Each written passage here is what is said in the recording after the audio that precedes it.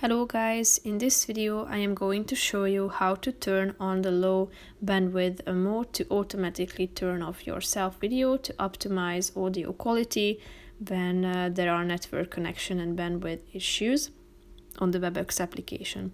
But first I just want to mention, don't forget to subscribe to my channel, because at 10,000 subscribers I am going to show you my whole YouTube revenue statistics and growth strategy, how to make money online. So let's jump into it.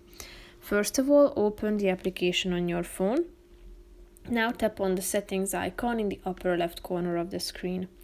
Click on audio video, scroll down till you find the smart meetings section and tap on the low bandwidth mode button, thereby turning on this option in order to automatically turn off your self-view video to optimize audio quality when there are network connection and bandwidth issues.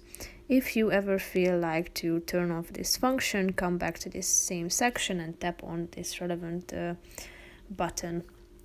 So that's pretty much it for this video, guys. I hope you found it helpful. If you did, consider subscribing and see you in the next video. Bye bye.